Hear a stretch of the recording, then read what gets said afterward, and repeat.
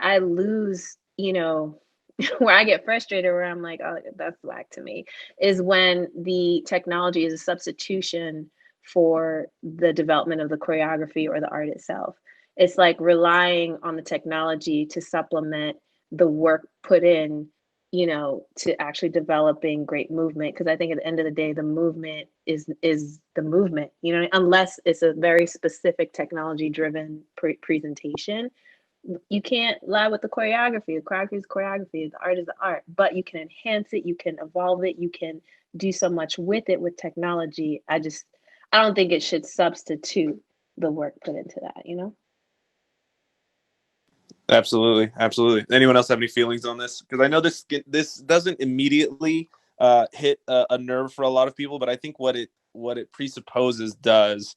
Oh, I got somebody jumping on. All right, Kim, hop in. Hi. Hey, Kim, how's it going? Good. I've been listening through this evening and just like thank you for having this chat on and for everyone speaking.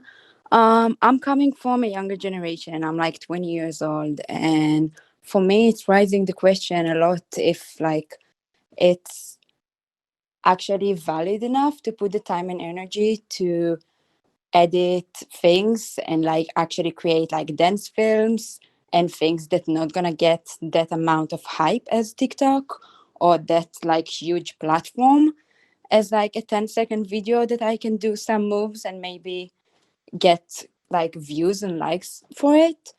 So I don't have like a very specific opinion, more as just the self-esteem behind it.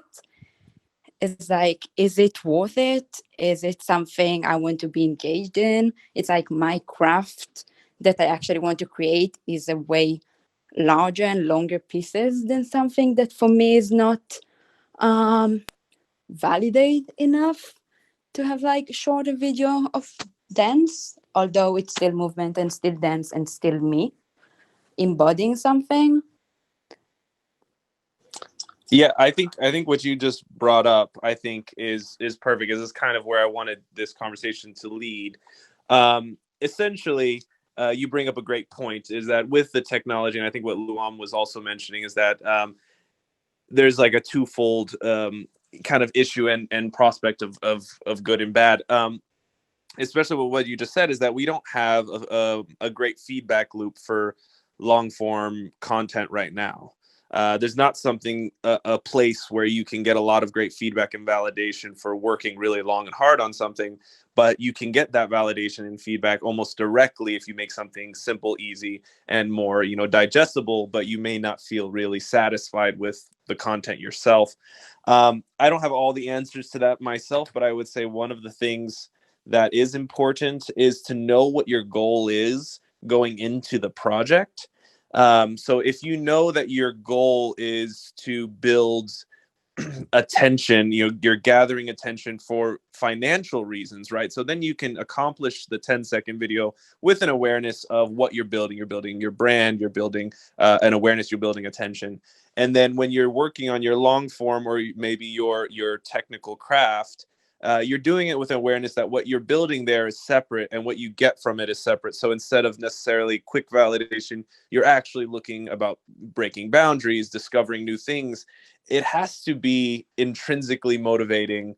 You have to be motivated by the act itself to do long form now, where before we actually had tools.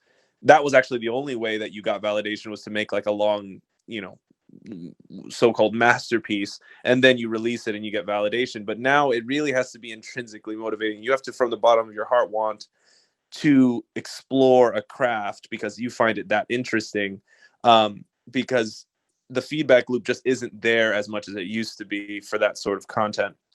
So I think as long as you're aware that of what you want to get out of it, you can kind of compartmentalize your effort in each category.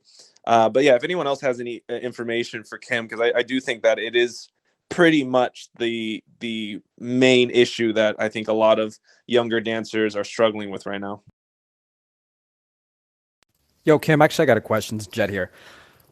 You were saying, what were you? Sorry if I think I might have missed your question. And you said, and correct me if I'm wrong. You were the feelings you had, with the changing scape of dance, and it's making you feel. Does it make you not want to dance? Does it make you feel like uncomfortable with the way things are moving? Just correct me if I'm wrong, because I missed your question. Well, for my like perspective and the way I grow up into dance, it's way more of a healing for me from a personal state. But then, so I never like, okay, so it is taking my motivation down sometimes when I'm watching all those kids that sometimes didn't train as much as I did and still get way more like hype than what I get. So in this sense, it does bring my motivation down. But from the personal state of mind I am, like I train and I dance for a healing sense of just this is what I need to do for myself, for my mental health. And I think TikTok is very like shaping my mindset into, okay, so now after doing it for my mental health and after using it as a healing tool, how do I actually promote my choreography, my dance, my craft, what I want to actually share into the world in a place that's actually going to get a platform for it. So I don't know if I'm even like asking a question or more of just like rising an idea of like longer content of does it have a platform right now in 2021 where we live in. Okay, cool. All right, I'll just say something. For me, I went through the same things you did. And you know what? I think the most important thing, the answer that I found for myself was, as long as I found a reason to keep liking dance, that was more important for me. Because yeah, I think with everything that's going on, with everything becoming shorter, and it's almost like you don't need to be a good dancer anymore to get validation. Yeah, that ruins your motivation for sure. I definitely feel the same way. But and I'll tell a story, and I think this is something that Phil and Hok can kind of attest to, because we both came from like the street world. I started street dancing. I was dancing on the street like for money back in like 2003, 2004. This is around the time that I met Hawk. And, me dancing on the street, if I didn't dance well, I wouldn't make money to eat that night. So, these are the things that I experienced. And I think this is something this kind of mentality is something that I had to carry with me through every aspect of dance and wherever I went with dance. And the reason why I danced was, I danced to heal. It was like I went through a bunch of traumas in my life, and and dancing was my way. It was like my exit, and then it eventually became like a career, and then eventually I kind of learned the social media game as well. I learned that right now the scape is changing. Yeah, as we're on this conversation, short form stuff works better, but I still put out long form stuff because I don't care. I'm just gonna just put it out anyways. But I think the main thing is for me to just stay motivated to like dance is just to figure out ways to just keep liking dance. And there's times where I have to step away. Like I'm already like doing a bunch of different things outside of dance, and but that's just me. That's keeping me liking dance. You don't want, from what I've learned, is like you don't want to do things that make you hate the thing that you love to do in the first place. That's my stance on things, and that's kind of just that still kind of helps me out in wherever I go, I guess. And I think this is something that a lot of us are kind of dealing with. Phil was talking about the whole speeded up movement thing. Like, yo, man, one thing that my take on that is, I got into dance because I wanted to do things that looked fake. Like I want to move my body in ways that looked fake, so I would trip people out. But now, like, technology does it for you, and I'm like, I'm not gonna do that because that's not why I got into dance. I got into dance for doing the exact opposite of figuring out how my body can do magic instead. So it's a weird scape, and I'm just letting you know, Kim, I vibe with you 100%. I totally get you, but I think at the end of the day, dude, you just gotta find reasons to keep liking dancing, and I'm constantly doing it. To be honest, like I'm not much on TikTok. I go on TikTok to learn like other things, like stock stuff, like tutorials. I don't really go on for dance stuff because like all the stuff that I see on dance, it's not the reason why I got into dance. So these are just things I think about. If you vibe with this, cool. I'm just letting you know you're not alone. Thank you. I appreciate that. Yeah, and just to piggyback off of that, your audience will find you where you need to be. You know what I mean? I just feel like, there's so many different ways to share what we do, and the way that you feel is going to best represent your work. Just be visible. Just don't be invisible is what I say, but don't let it be at the expense of your spirit or your craft. Like, people, I feel like the people who will find you will continue to follow you and will stick with you. And they may not want a short form moment all the time. They might want longer form moments from you. Maybe they get a taste of it here and there on the short form. So I just feel like your purpose and what you should do will resonate in your work, and the people who are supposed to stay and rock with you and just like discover you will find you where you feel the most fulfilled.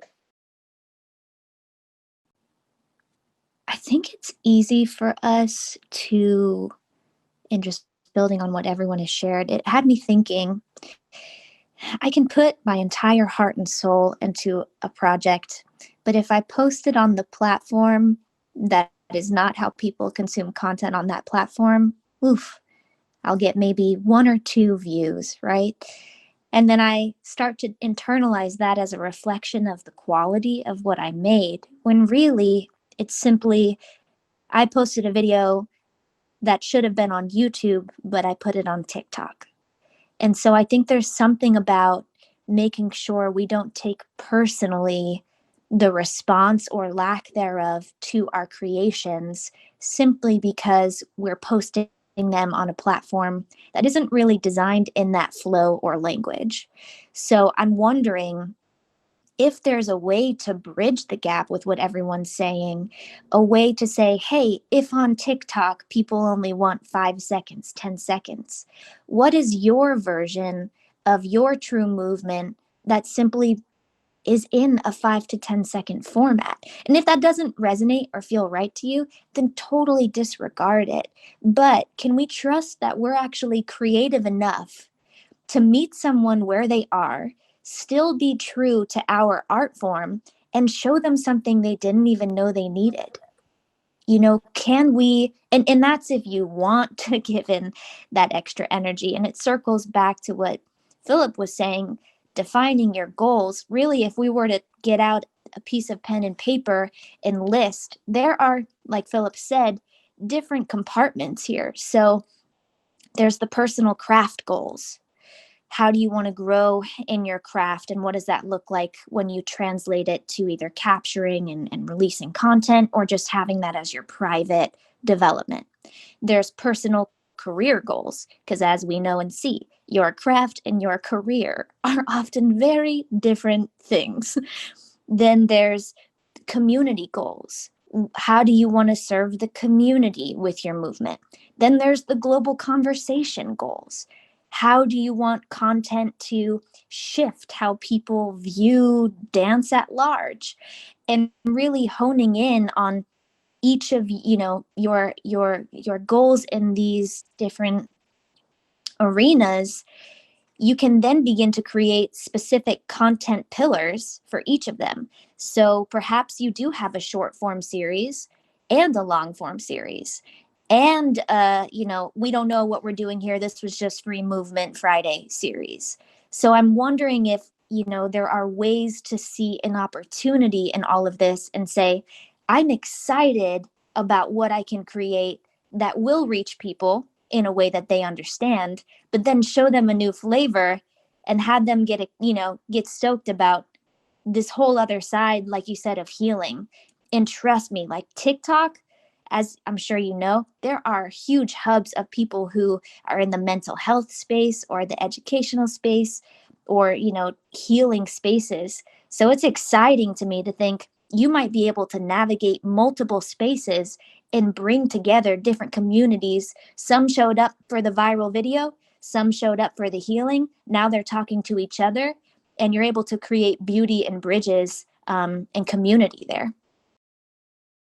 Hi, could I just chime in real quick? Is that Of okay, course, Phillip? of course. Welcome, Ellen. Hi, Phillip. Hey, guys. So good to see everyone here and just listening to everyone. Just such an amazing talk, and I'm just not gonna lie, my heart is beating because I'm excited to talk. But just kind of listening, I just wanted to throw in a couple things real quick that I was actually listening to another Clubhouse, and it was a bunch of like directors and agents and casting directors, and they were talking about TikTok. And what they all said was that they realized when they're casting people, influencers from TikTok, number one thing was that they were all very passionate with what they were producing. So then when I listen to that, I'm also looking at all social media platforms like, is this personal or is this for business? And if either or, what's my objective? And in order to find that, I break it down with my values. Like, what do I believe in? What do I stand for? For example, if that's mental health, then that can help me gear the rest of my content. What is alignment to my values? And from there, I kind of look at it as, do I want to still make this a personal platform about mental health? Then I wouldn't be so worried about the followers and the likes, because those people will gravitate to you. Or if you want to take a business, then it's just a good way to lead in with the objective and your goal, like values aligned. And with that, I loved what Alyson says. Like, you can find people who also inspire you to do that. So, you know, looking out to do your own research of who does mental health TikToks already, and how could you put your identity and yourself into that and make it your own. So I think it's just like connecting, collaborating as well, but also really driving it towards like a route. Like, is this for personal gain for yourself? Is this for a business because you feel like you have something to share? If so, what are your values that can align to that platform? And then you can get passionate and very creative with your edits, because you're looking at your content being like, is this how I want to say this one thing about mental health? And if so, does this amount of edits matter, or does it make it even better? I don't know. I find that you can find passion when there is a goal. I hope that makes sense. Yeah, absolutely does. Absolutely does.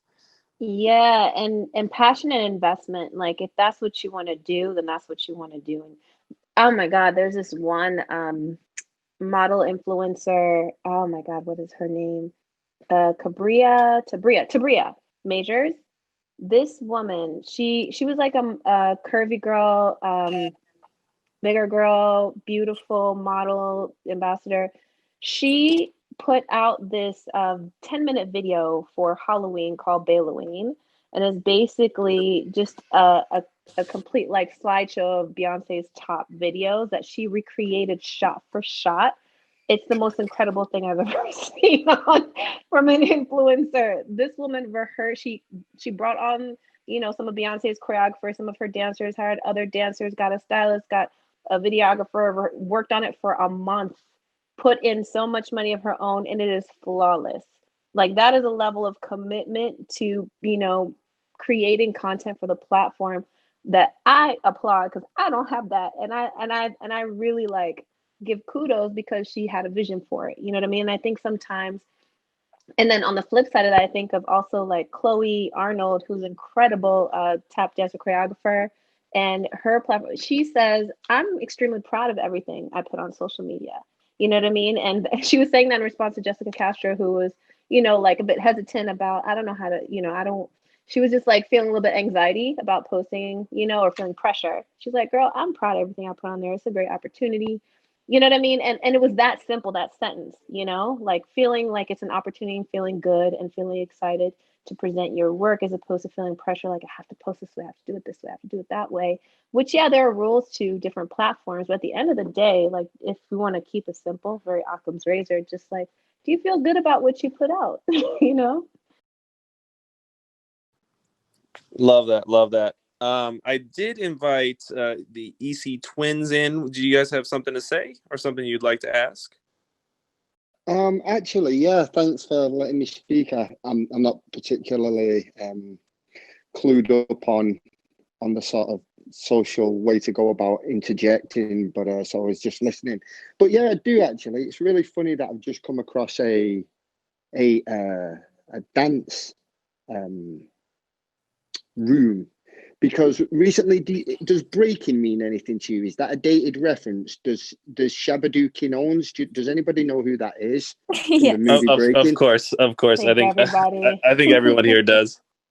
Okay, good. So he recently passed away, and I think you all know that. For those that don't know, he was a breakdancer, did a movie in the 80s called Breaking, which was kind of so fucking bad, excuse me, my language, which was so bad it was good.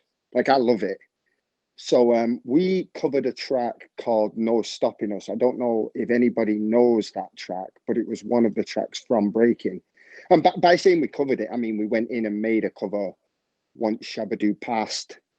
And from there I thought, okay, we sent it to Sony. Sony want to sign it.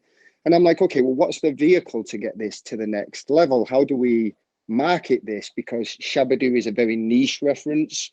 Breaking is a very niche reference. And I wanted to make a music video and kind of recreate the trailer almost with modern day dancers. And I literally asked myself the same question that you guys are asking now. Like, music videos don't come for cheap.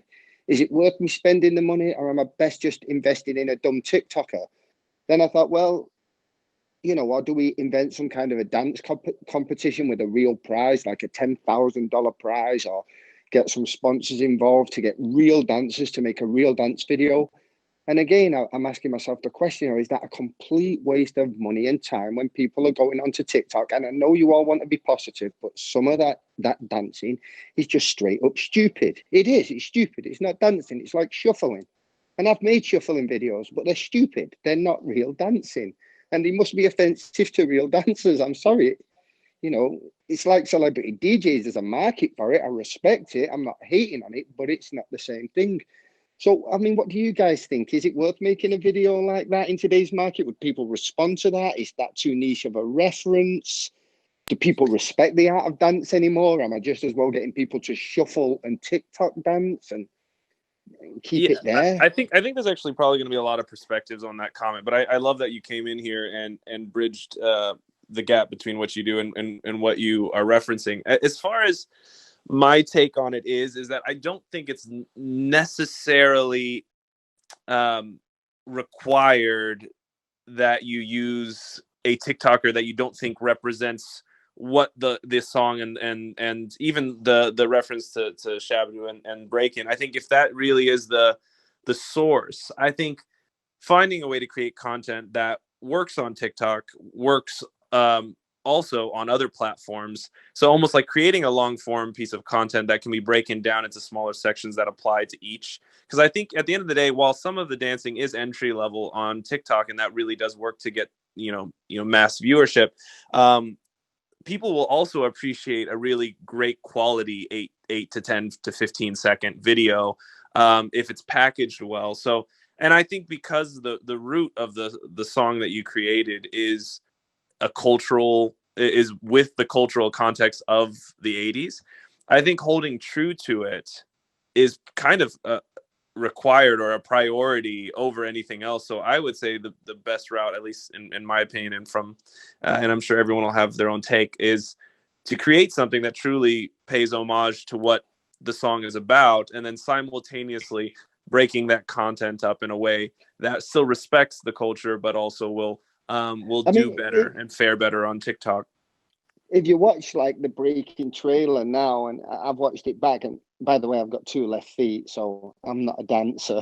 I can't, that's your guys' profession, not mine. But the dancing, in comparison to what these dance crews and break dance crews can do nowadays, looks fairly antiquated. But that's kind of what I liked about it. And I was sat there. I think this was yesterday, because we only made the tune like last week. And I was sat there yesterday thinking, I'm going to have to consult some real dancers or some real dance crews and see, how do we go about this? And what do you guys think what would appeal to you guys as people who are real dancers and passionate and interested in that? Because let's just say you're absolutely right. Let's just keep it to what it is. Forget about putting the cart before the horse and going, how do we get views? Let's just do a piece of art that if nobody else gets it, we're completely proud of. And it is what it is. And if you don't get it, that's fine. But it's art for art's sake. What would you guys suggest we do then to to stay legitimate with the dance community, do we consult dancers? Do we run it like a competition to appear in the video, or people do their own interpretation? Or do we just book dancers and choreograph a video? You know, what do you think's a good approach to that? Or is it all just a waste of time, and we just give in and get the TikTokers and hate ourselves? Well, I think there's the middle ground that Phillip was mentioning, and that is there are people who are authentic to the culture who are on TikTok. So if you can start the challenge that's literally isolating one or two moves that are reminiscent of Shabadoo, and like have someone who authentically can create that tutorial or represent it, and you get a chain of people who want to honor the culture and the origin, and then you let other people jump in and spread it wide. It's really a matter of what's your goal and who are you trying to reach. Is it a matter of visibility? Is it a matter of raising money for something? What age demographic do you want to reach? Like, things can go viral on TikTok, but if it's so far from the origin that people don't know what they're doing and why, like, it's kind of like, are you missing, what are you going for? Are you trying to bring honor to the legacy? But I do think there's a middle ground, and not having to use TikTokers Honestly, who don't know dance. It was just a dope track that was in the list of ones that we wanted to sample, and we were having success with sort of filter disco, and it was one that we had earmarked, and we kept referencing the video and everything like this, and then Shabadoo passed, and I'm like, well, there's a message. I'm not religious, but there's a message from God, metaphorically anyway, that we'll go in and do that. And so we did.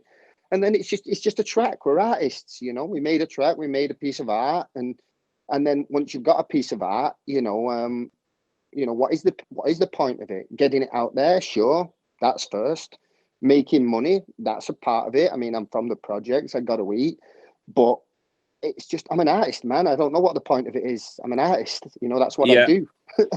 Yeah, I mean, honestly, I think the missing link that I think will probably solve all of your troubles is really finding the perfect representative to run the dance aspect of the project, right? Because I think at the end of the day, you're never going to have the same investment in the cultural impact of Shabadoo as somebody who is truly inspired by breaking and now currently lives their life as a product of Shabadoo, and like that being an inspiration for them. So in my opinion, I think you're going to have a much easier job just finding somebody who lives the culture, who really exemplifies breaking specifically.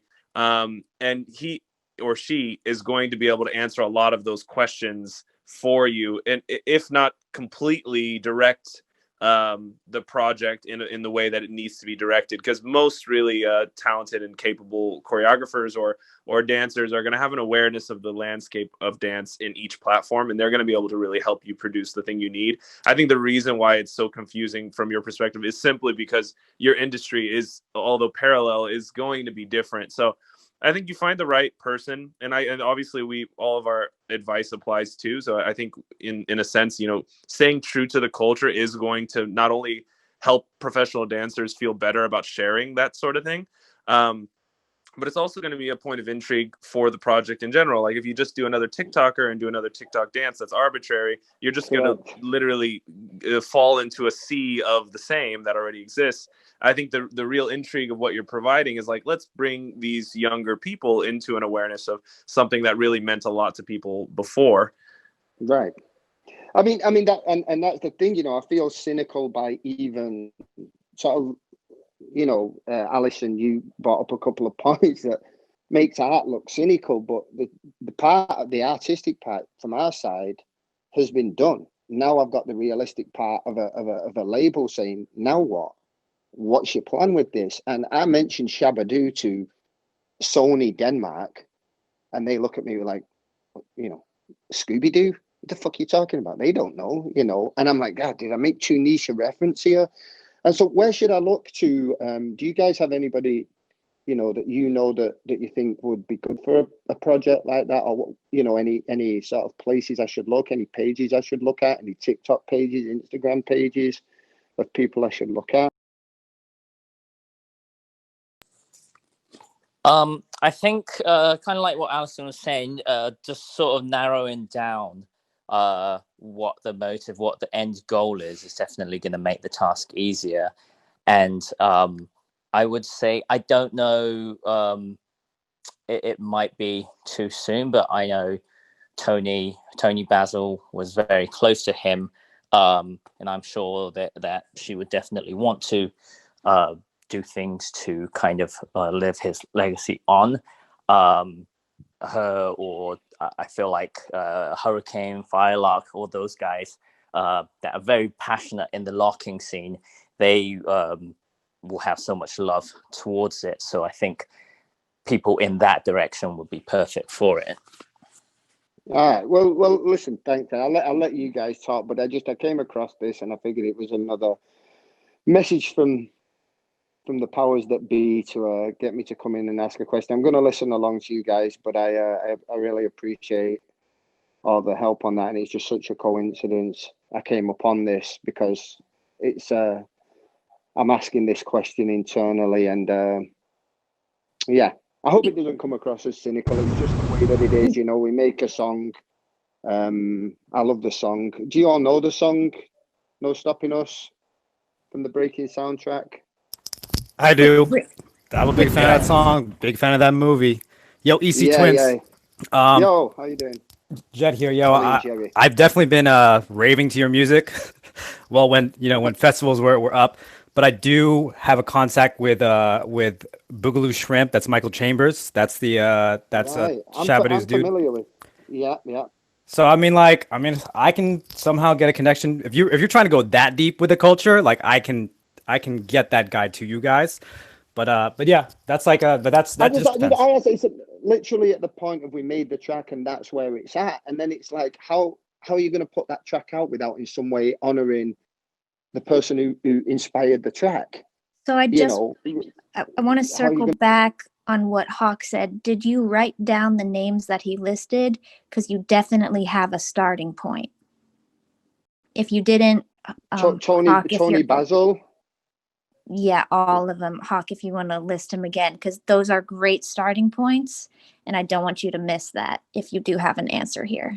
So I just have Tony Basil. Yeah, Tony Basil, I feel like Hurricane, Firelock, any of them. But again, I don't know where they are personally, if they're ready to do something like that. So I don't want to definitely talk on their behalf, but those are the people that pop up in my head. Hey guys, can you hear me? Sorry, yep. I'm currently driving, and sorry, I just wanted to pop in. I'm Swerve. I'm a b-boy. I've been traveling for a while in the scene. But the main thing that I kind of just wanted to hop in on this and say is that you say that it's a song that is like you really like, and I think the huge thing about TikTok is obviously the music. I don't know if this point has really been touched on. I came in like 15 minutes ago, but if you have a hit and something that people want to share, I think that's the real thought process of why TikTok is such a viral platform, is because if people really like the song, and then they start making their own dances to that. So if it's something that you want to spread a message, if you're putting up a little clip of it, then I think the real ones are going to know what you're relating to. They're going to look for the actual track. You can have it out on YouTube, a whole tribute video with these top performers, or whatever platform that you want to put it on. And then you can release it in parts on TikTok in 15-second clips or different parts of it. People are going to love the track. They're going to use the sound. And yeah, I think there's a lot of different ways to utilize it. The question I had seen was like, is TikTok destroying dance? To me, it was, it depends on the music that is used. Like if you're using a 90s hip hop track, versus a trap track right now, you're not going to have the same kind of dancers and the same kind of dances that are going to that. A lot of these newer kids are using newer generation songs and tracks, for their TikTok dances and their chopping and screwing it, etc. You know, so I think that may be it again. Like everybody has been bringing up, it depends on what kind of route that you want to go with it. Just my 2 cents. Yeah, I think that's great, and hopefully that answers EC Twins your question. Thank you. Yes, it does. The tribute video broken into sections, Swerve. I think that's the way to honor a person and to keep it accessible and palatable. Yeah, I think that's the way forward. And thank you, Philip, for letting me talk as well. And of course. Alyson and Hawk for chipping in, and Jet, thanks for telling me you rave to my stuff. Of course, man. That's funny. Thank you. I was just going to say, if you do want to get in touch with Hurricane or Fire, I can't speak to whether they're interested or not, but I'm happy to put you in touch. Just hit me up offline. Oh, I think he left. Oops. No, he's still here. He's just in the audience. So yeah, okay. But definitely hit up Jet if you need more names or anything else. So yeah, so we're doing great. Thank you, Swerve, for that information. I think that is always just good to remember, to have just different strategies on disseminating music or your content. Looking into kind of the final talk, we've been talking for quite a long time. So for all you guys who joined recently, we've kind of gone through the whole gamut of how TikTok affects dance in a number of ways. We've come to a lot of conclusions. We talked about how, the cultural relevance of some of the dances that, a lot of people don't know. We've explained the importance of creating a culture of respect for the roots of where these dances are from. So leading by example, if you are a professional dancer, making sure to, point out your lineage per se, or just your inspirations, can also be small ways to help create a culture where these younger kids that are getting into TikTok also feel compelled to pay homage to the people that taught them or they were inspired by. We talked about copy culture and how groupthink creativity, the way the Chinese app and the fact that it is Chinese, essentially creativity through more or less adding different marks of your own creativity onto a larger canvas. Rather than having a canvas to yourself, we have a canvas that everyone is adding to. And when you look at the conglomerate of these dance challenges and stuff, you'll see a lot of creativity pop up, and almost in an additive form, which is very different than the Western form, which is we own the thing, we create it from scratch, and we deliver it. And recognizing that both versions of creativity are valid and produce really great results has been a helpful way of kind of erasing the differences that we constantly see between TikTok culture and what classical dance culture is. One of the last things I wanted to chat about before we close out, because we have been talking quite a long time, which I'm proud of everyone for being here, is something that I personally noticed, and I think it's like everything else, where you're going to find the whole gamut of things. But one thing that I have noticed is that creative endurance, when you're focusing on short form media, does tend to suffer if it becomes your primary outlet of creativity. And I'll explain what I mean by that. But essentially, for example, I put way too many hours of time creating the movement that may amount to only 15 seconds of a video. So maybe my threshold is I'll spend, if it's a 15-second video, I might spend, over 3 days doing it just to add the level of complexity that makes me satisfied, right? And I'm comfortable with that, and there's no problem. And I would usually collaborate with people who are comfortable with that process, and they join me through it, and it'd be great, and everyone's, we're all satisfied with the product. It's awesome. What I have noticed is that since the feedback loop for TikTok is really about, can you release, or at least the formula that a lot of influencers are following is like, can we release content quickly? Not necessarily always barring quality, because there is quality on there, but can we get the content out fast? And what are the limits to how much effort we're willing to put in for that content? So what I've kind of run into is that people are far less willing to invest a lot of time for a product that's only 15 seconds, if that makes sense. And I don't know if I don't want to call it laziness, because I think you could call it just intelligent.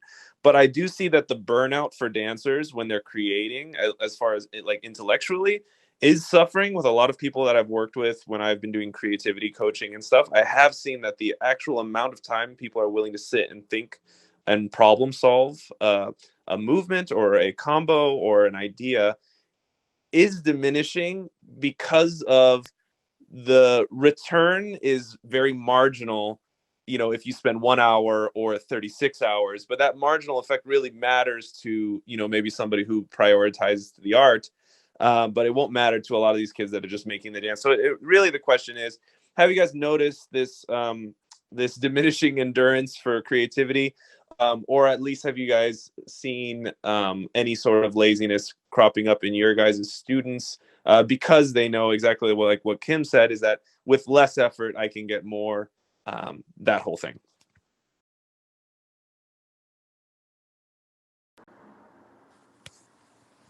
Hello? This is Hello, working. welcome. Okay, perfect. I wasn't sure if I was on or not. Sorry, it's the first time I just got on, and I saw this topic, and I'm absolutely in love with everybody that's in this group right now, because we all come from the same kind of generation and kind of speak for each other when I say, when back in like the 90s, like the early 90s, I used to actually dance, and I found professionally, and you guys can probably all agree, while you're creating dance movements, you did that at home by yourself, alone. Social media wasn't really a thing. The only thing we had to run off of was music videos. And those created the trends. So in high school, the trends were more things like lean with it, rock with it, snap your fingers, soldier boy dance moves, let's say, right? But the great thing about those things was I found it brought the people that didn't know how to dance when you went out with your friends the capability to want to dance. So creatively, and I wish the EC twins were still here, because I think Luam touched base on it perfectly when she said the people that want what they're looking for are going to follow who they want and what they're looking for, essentially, right? So not to get too confused, but I feel like if you're looking for a quick little 15-minute snippet, you're going to follow TikTok because those are the trends that you're looking for and those are the dance moves that you're looking for. It's like anything in the arts, like I can even go, I'm looking at my tattoo right now. If I'm looking for a specific kind of tattoo artist, if it was black and white, I'm going to look under a black and white tattoo artist. If it was colored, I'm going to look for a color specialist, So the thing is I feel like if what you're looking for specifically, you will find with what you follow. However, the beauty about TikTok, I find, is it's the new age soldier boy, lean with it, rock with it, for say movement that is, basically went all crazy during COVID and quarantine, right? So like that kicked off then. But I feel like the beauty of it is it's allowing people that don't know how to dance or who are uncomfortable dance to want to dance and want to get together and create. And even if it's the same move, even if everybody's doing the same movement over and over again, it was the same thing in the 90s with Soulja Boy and everything else in the clubs. Now it's just on social media and we're seeing it constantly over and over again.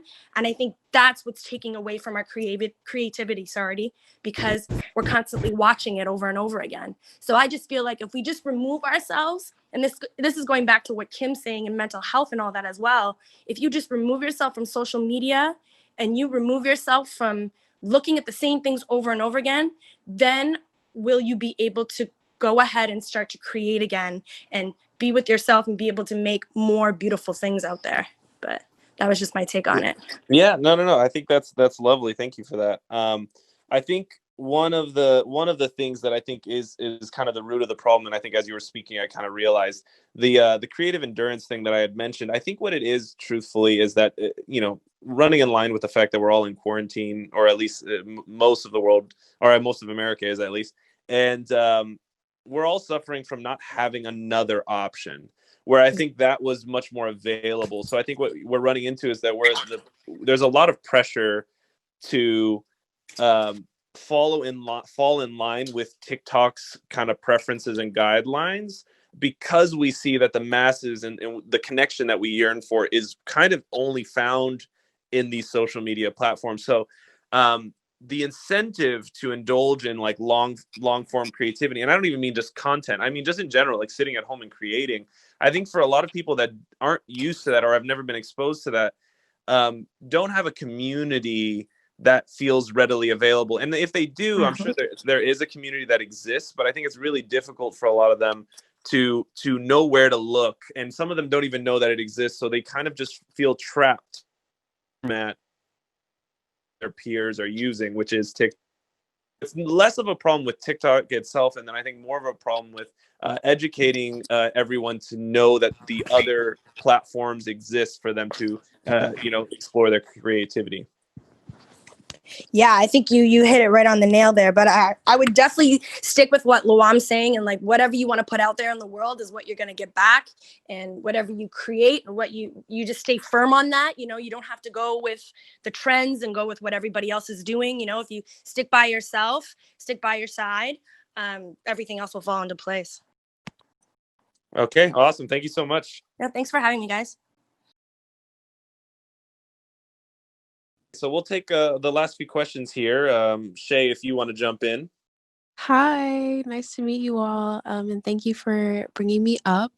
I am not a dancer myself, but I am a lover of dance, and kind of even how Tanya was saying earlier, like she kind of almost put in perspective for me, just like the fact that even though I can't dance, I can do like the little TikTok dances. But I will say, and most of you remember this, in the beginning of quarantine, like March, April, a lot of dancers like Isabel and Galen Hooks and who else? Just like that kind of like segment of like dancers, obviously their styles are pretty opposite, but they would go on like Instagram live and like find like this other way to provide like new choreography and new content for the people who followed them and loved their creativity and their dancing. And then I had been following them for quite some time, and then kind of like summer and into like August, September, October, and like there was just not really that much content. Like it was almost like they were just like reposting like older dance videos, and like there was just no new content. And I was like really sad. I was like, oh my gosh, like there's no more like things that I can like try to learn, because even though I can't dance, I most definitely was there for like the hour and whatever it took for me to like try to figure out how to do Isabel's like really technical choreography, because I just thought it was fun and exciting. So when you were talking about just like not seeing content, or like people's like creativity just being kind of like, I don't want to really use the word like lazy, but just like lacking, I most definitely saw that just over the course of the year. And it's not like there's not another way to create content. I think it's more so just like you can't really have a class in the way that you could have had a class in January. And then with TikTok, you have a lot of younger creatives like Bailey Sock, I think that's how you say her last name, and even like Sean Liu, and they're doing a lot of like, which, not to take away, they're amazing dancers. Like I would never like try to say that they're not great dancers at all, especially like Sean and Bailey, like they're amazing. But even with her, like Bailey specifically, like I still follow her and I still love her, but she like will do other people's dances and then like do snippets of her older dances versus like creating newer content, or even like freestyling, which is like something that I would see her do all the time on her Instagram. So I don't know if it's like I don't know what it is, but I just hope that that's not something that is like forever. And even while you guys were talking, I was like, let me just like go look at like some people's pages to see if they're still like putting out choreography or even doing like dances in their homes, which other creatives, had done in the start of the year in their living rooms. And like, it's just not happening. I'm seeing more like workout videos than dance videos on people's pages who are choreographers. And not to take away from the fact that they're amazing dancers, but just an observation. Yeah, I mean, I think it's a worthwhile observation in the sense that, and while I think it's to everyone's credit, I think obviously the quarantine brought changes to everyone's life that are much more quiet than what was probably broadcasted. I think everyone went through their fair share of turmoil that probably amounted to tons of reasons why they couldn't get themselves in a creative headspace. So that alone, I think, is a worthy reason. Because I think all of us had to deal with completely different motivational triggers all of a sudden. I mean, if you think about it, almost everything was externally motivated in the dance world. You went to an event, the people around you, the culture is what really instigated your energy level. It's what allowed you to go out there and be like, you know what, I am connected to the people I'm creating for. And I think no matter how hard we try to do that on social media, it never really quite amounts to the same thing. So I think being isolated is naturally going to create a tension creatively for a lot of people, and maybe not everyone, but I think for a lot of the dancers that really thrived off of live energy, I think that really killed their usual route, and they had to spend most of this year figuring out how. And I, even myself, I mean, I went into writing for the whole year because it just made the most sense that if I could be motivated to write alone in my room, but dancing was just so attributed to other people. So putting that there, I think that is definitely one of the factors that we can hopefully, I think we'll see less and less of that issue as people develop better strategies to motivate themselves creatively. But I think that is a worthy observation, because that is something that is taking place, and I think all of us have been hit by it in some way or another. So thank you for that. Yeah, thank you. And again, like I did like name some people, but it wasn't like to be like very specific to them, just like a general observation, and they're all amazing dancers, so I don't want to take away from that at all. Can I add something onto that? Which is, I feel like there's two things that we have in these communities. One is that kind of creative input and where we get that from, and the other is kind of the social currency that we get from it. And I know that this thing is like, is TikTok destroying dance, which is like this inflammatory title and all that. But like, I feel like, you know, I come from more of the club scene. And I know that since then we've had the battle scenes, the choreo performance stage scenes, we're getting like the Instagram and the TikTok, but each one of those in my mind has a very different social currency in terms of what are the props you get and who are the people that give you those props. And they're different communities with different focuses and different goals. But as the younger generations, if you're talking about like, I've heard of Bailey. I feel bad speaking about it because I don't know her, but if you brought her up, like if she's of a younger generation, then the younger generation is going to have a different currency, right? If all her friends are on TikTok and that's what they value, then of course she's going to adjust how she, you know, what she dances she does and how she dances, because she's going to be seeking the social currency of her friends and the input of her friends that help make her creative. And so, you know, I know the club scene tends to be like the older scene, kind of dying out in its own way, but I value the currency and the props and the relationships and the respect I earn from those older scenes that are kind of the club heads. But I feel like I don't know if it's a passing of the torch, or if it's a stealing of the torch, or if it's just we all have different torches and go our different ways. But where we get our creativity and where we get the social currency that validates our investments and our art, I think it's just kind of yet another branch in the tree of dance. So I missed a lot of the earlier conversation. I apologize for repeating anything, but that's my little 2 cents. No, I think that is perfect. I think that really does encapsulate, you know, the movement of the generation towards whatever social currency is valid for the younger generation. And I think that's perfectly said. And I do think that ties into the pandemic, literally kind of, I won't say stealing away, but essentially making it very difficult for maybe my generation's social currency. It kind of like stifled our ability to access what typically was our social currency. So I think for a lot of us, it was a process of transferring what typically worked as social validation and trying to morph it into something that is actually available in the current state of the world. But I mean, I'm super hopeful, and I think TikTok still provides an avenue for a lot of people to adapt and shape shift to the way the world is. Also, I just wanted to follow up on that. At the end of the day, even though we are artists, when we're putting our stuff out there, we're entertainers, you know, and we're looking to entertain other people. So a lot of times artists want people to be entertained specifically in the way that we want them to be entertained, but we can't really force people to be entertained in one way. And it's like saying like, well, you have to like this music, you know.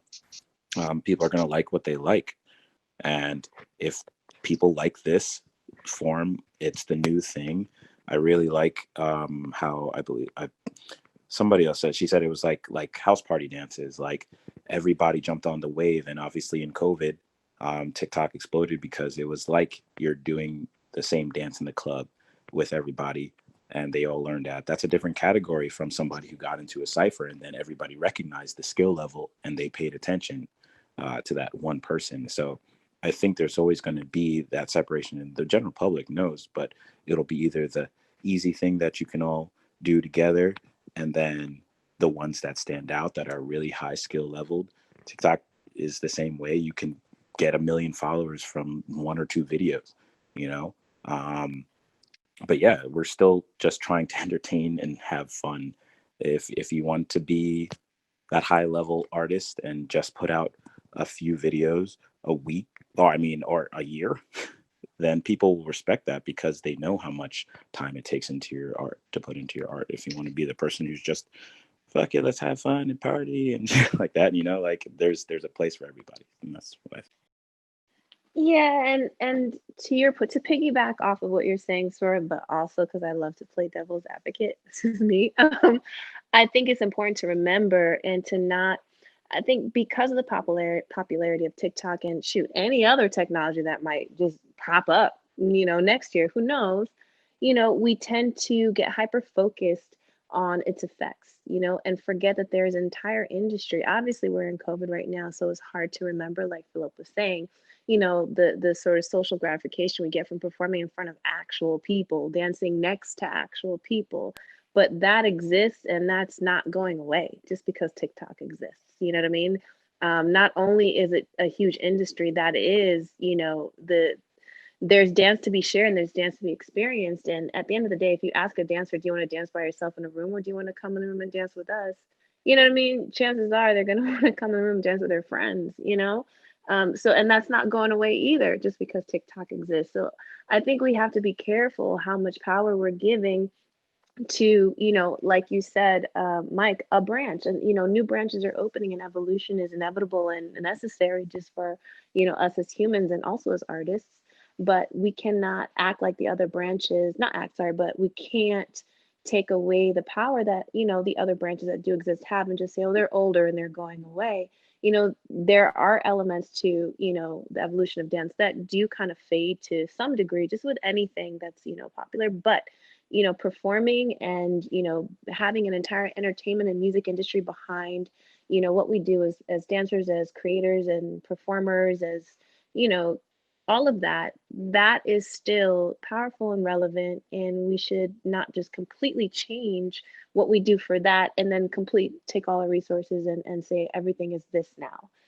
So for me, it's just respecting the new lanes that are opening up and understanding what purpose they serve, and then making a choice on what your goals are and what purpose you want to serve and where you feel fulfilled, and just being okay with that and pursuing that, like and I do personally, for me, I do personally feel like TikTok and Instagram, like dancing primarily for those channels, is more of an influencer route than it is, like a professional dance route. That's just kind of how I see it, and that's fine. There is social dancing that's on social media that's different from social dancing that happens, that informs the culture of dance and music, and those are two different things, and that's fine.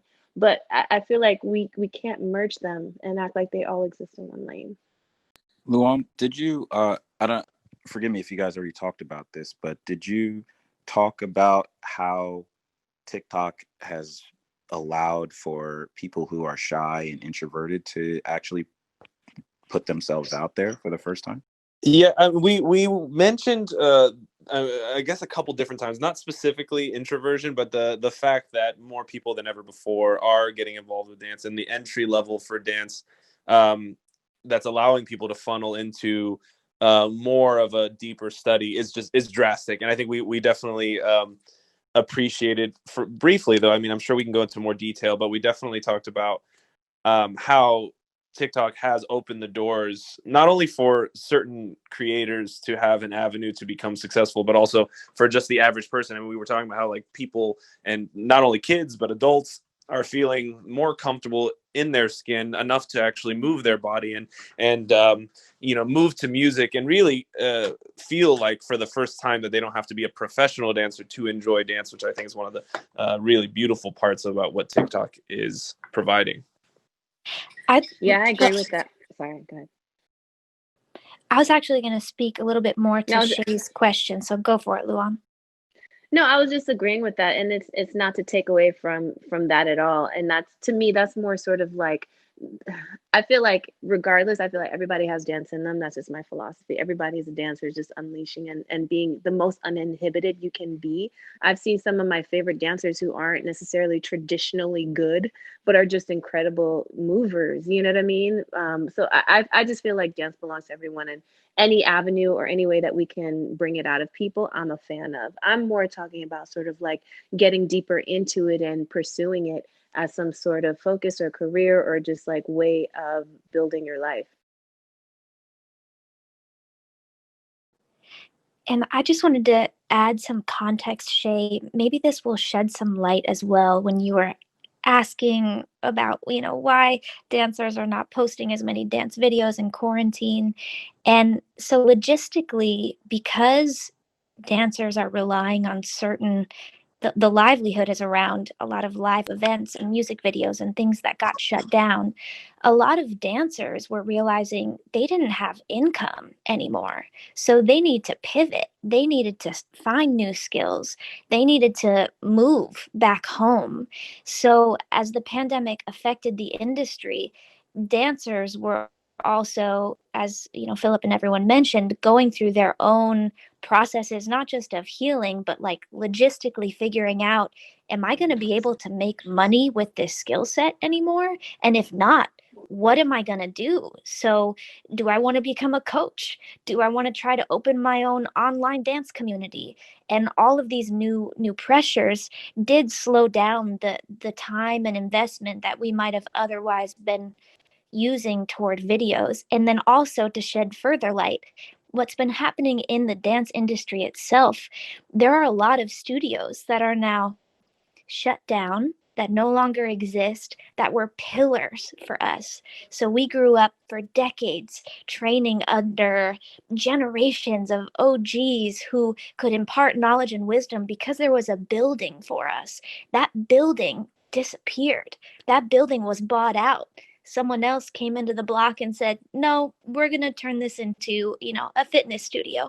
So what's been happening behind closed doors in the dance community is not only this loss of places to train and grow, places where we would be able to easily produce videos and capture content, but then also there's this unfolding and unraveling of people who have been in positions of power, who are now having to reckon with certain personal decisions they've made that have caused harm within the industry. So we're losing some of our leaders.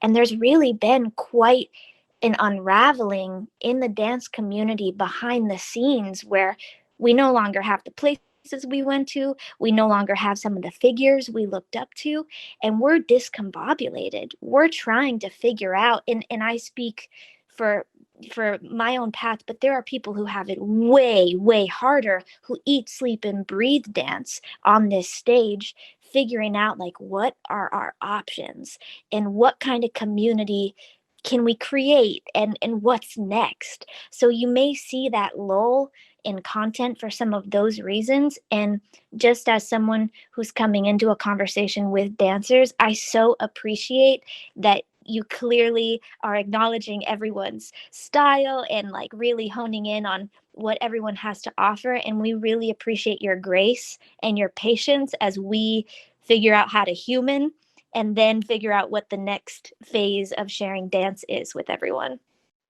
Yes, thank you so much. And honestly, like, again, I'm not a dancer, nor am I like very, I'm not like in the dance community, right? So there are parts of what you said that I, honestly would have never known until you just told me. So one, I want to thank you for, responding to me and even sharing that.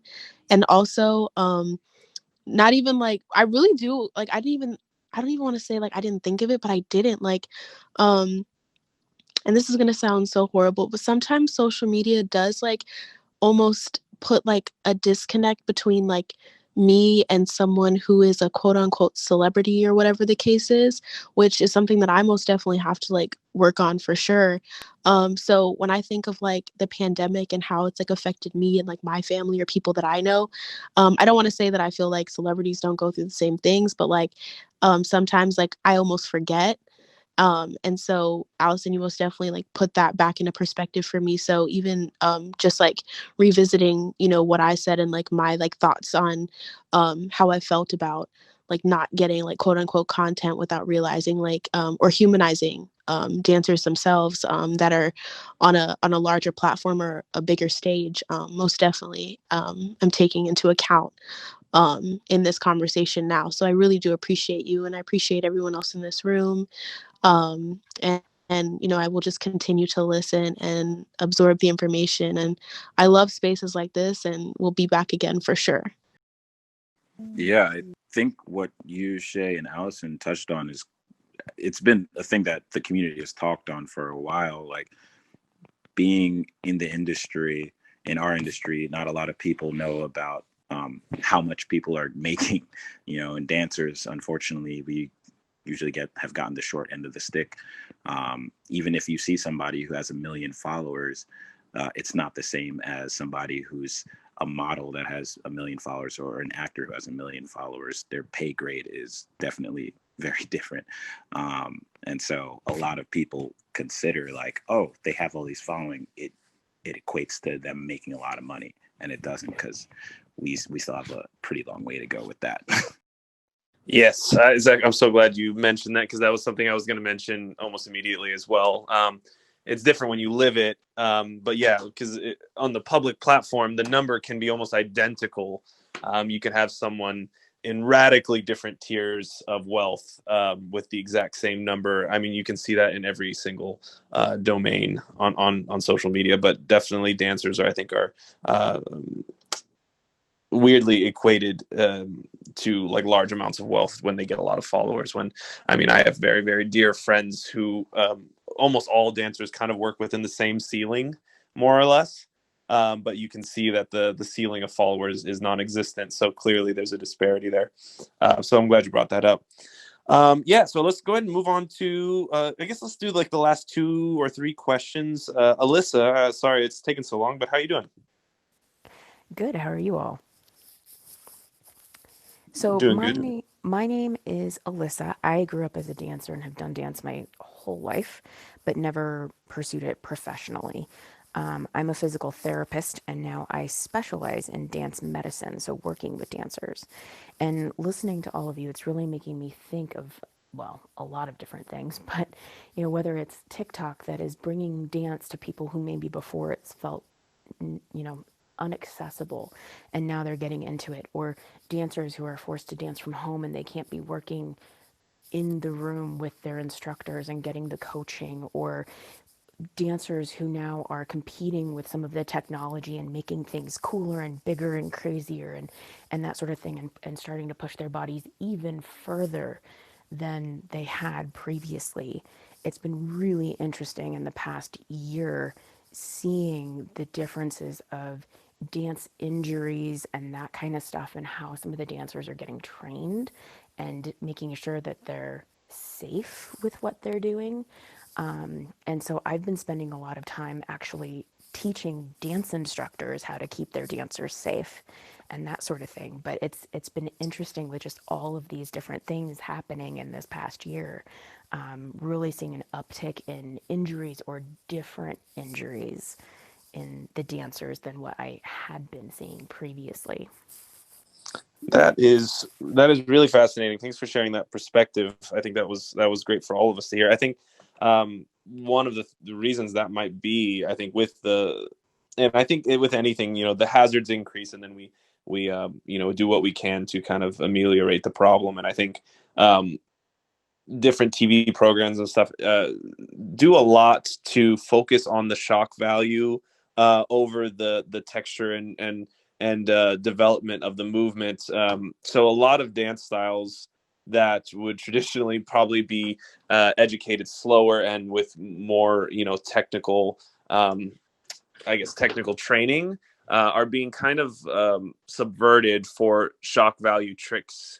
So a lot of the natural progression of dance, developing a technique that like provides a safe passage to more difficult movement, I think is being completely bypassed once, the emphasis is on the trick, right? So if we can shortcut the process to getting to the hardest possible looking movement, that's going to be the route that a lot of kids take, and a lot of trainers or a lot of people that are coaching them might also be under the influence of that same culture. So I think that might be one of the reasons why that's happening. But I think, people like you who are going out and treat and, basically treating the problem and helping, educate the teachers to the things that they need to focus on, given the culture that we're in, should hopefully solve a lot of the wave of problems that come from it.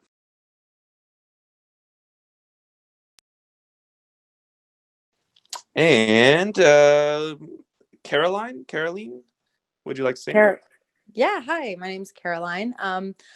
Just following up on what you were saying, Alyssa, and also Philip, about, the tricks and the evolution of how people are training these days. I totally am in agreement with you, but one little devil's advocate thing that I would add to that conversation is kids nowadays are, at least in a lot of places, coming to class with foam rollers and are taking Pilates and are doing, there are some really good educators out there teaching these kids about how to preserve their bodies in ways that, like, I'm 35 now, and when I was growing up training in a studio, that was not a thing.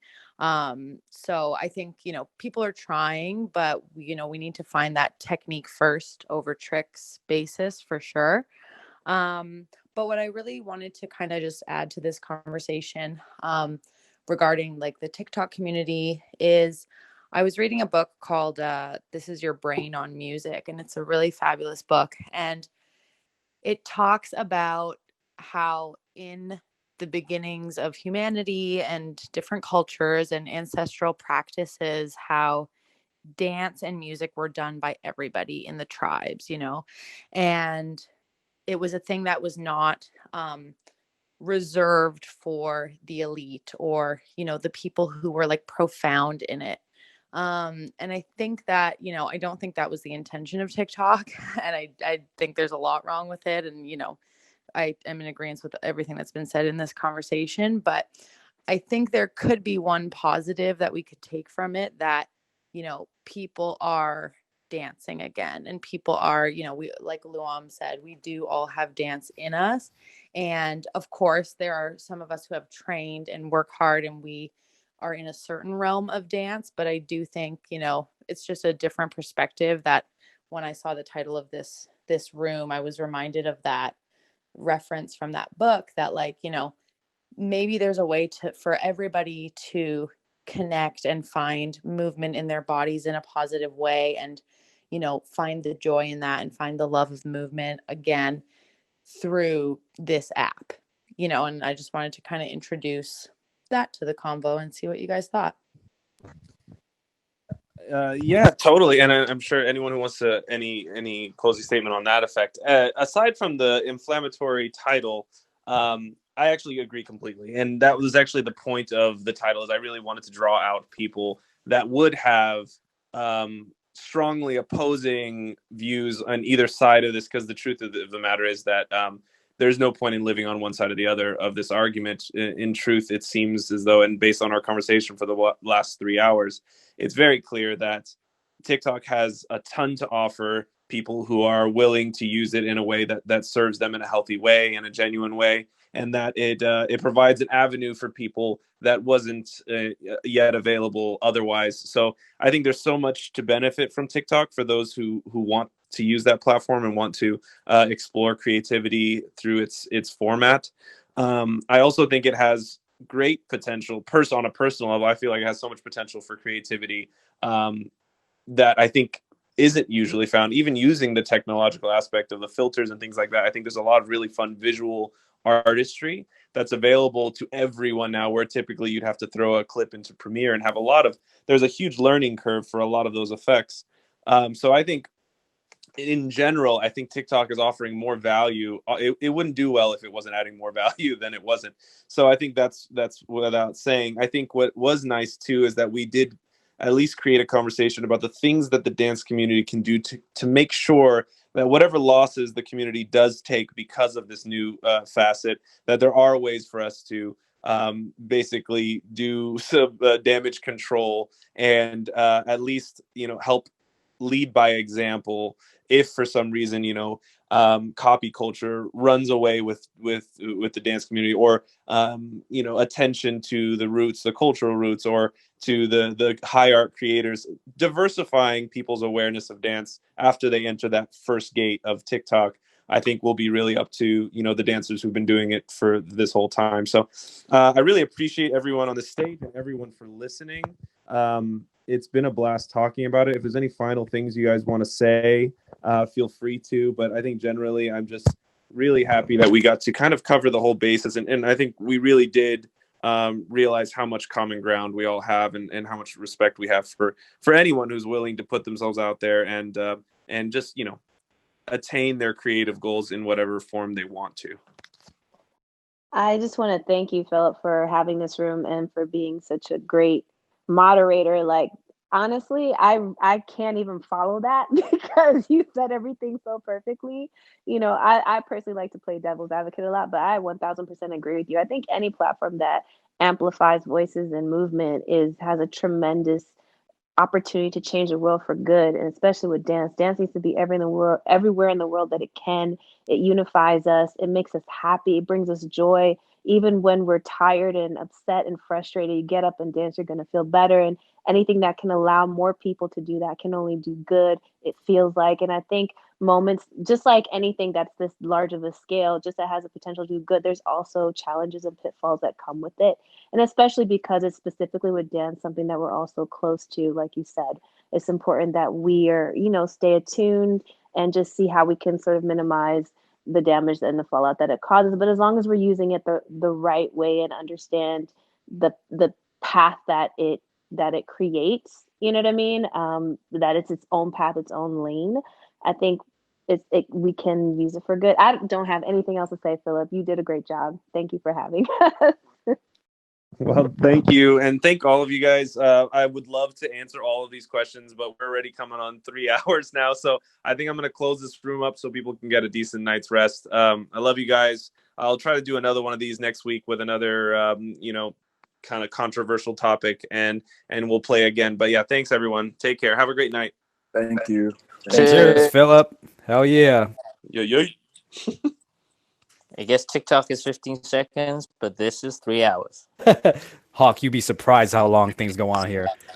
All right, 3 years. Let's go, guys. Yeah, it's a perfect format for me. I'm at home finally.